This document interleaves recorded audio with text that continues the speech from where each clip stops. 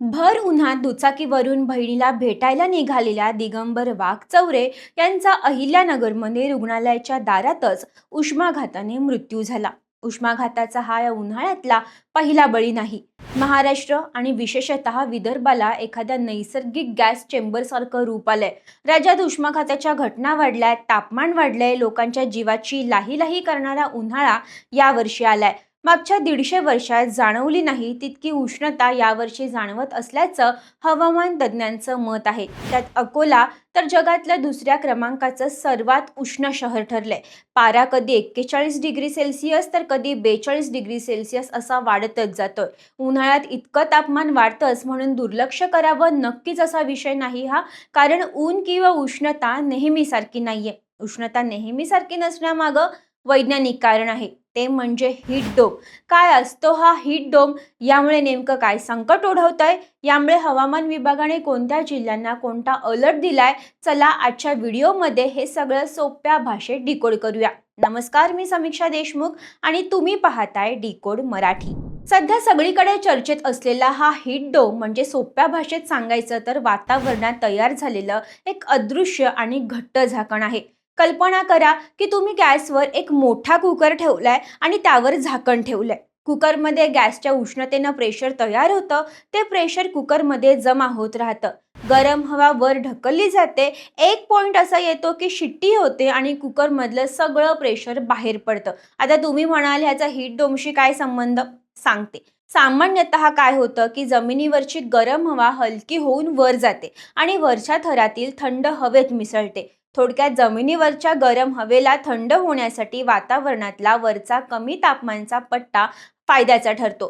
पण हीट डोमची परिस्थिती तयार होते तेव्हा काय होतं तर जमिनीलगतच्या वरच्या थरात आधीच जास्त दाबाचा पट्टा तयार झालेला असतो. या पट्ट्याच्या दाबामुळे जमिनीवरची गरम हवा थंड होऊन वर जाऊ शकत नाही. उलट प्रचंड उष्ण आणि कोरडी हवा खाली ढकलली जाते. एखाद्या दृष्टचक्रात अडकल्यासारखी ही उष्णता जमिनीच्या खालच्या थरातच अडकून पडते आणि त्यामुळे आता जी परिस्थिती आपल्याला जाणवतीये ती निर्माण होते. आता यानंतरचा प्रश्न पडतो तो म्हणजे वातावरणाच्या मधल्या हा जास्त दाबाचा पट्टा नेमका का तयार झालाय?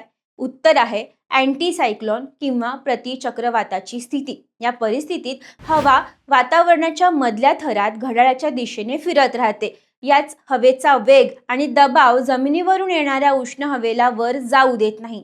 हीच परिस्थिती महाराष्ट्रात मागच्या आठवड्यापासून निर्माण झाली आहे. 3 ते 6 किलोमीटर उंचीवर ही परिस्थिती सक्रिय आहे. यानंतरचा प्रश्न म्हणजे अकोला जगातलं दुसरं सर्वात उष्ण शहर का ठरलं? यामागचं कारण आहे तिथली भौगोलिक रचना. विदर्भ समुद्र किनाऱ्यापासून बराच लांब आहे. त्यामुळे तिथपर्यंत सागरी वाऱ्यांचा थंडावा पोहोचत नाही. शिवाय तिथल्या जमिनीचं वैशिष्ट्य म्हणजे ही जमीन उष्णता पटकन शोषून घेऊन ती दीर्घकाळ साठवून ठेवते. यामुळेच तिथे तापमान 47 डिग्री सेल्सिअस पर्यंत जाते. तर आर्द्रतेमुळे प्रत्यक्ष जाणवणारी उष्णता म्हणजेच हीट इंडेक्स 50 अंशाच्या पुढे गेला आहे. हवामान विभागाने 30 एप्रिलपर्यंत अत्यंत कडक इशारे दिले असून अकोला, अमरावती आणि वर्धा या जिल्ह्यांना ऑरेंज अलर्ट देण्यात आलाय. तर याच काळात बुलढाणा, नागपूर, भंडारा, चंद्रपूर, गडचिरोली आणि गोंदिया या जिल्ह्यांमध्ये येलो अलर्ट जारी करण्यात आलाय.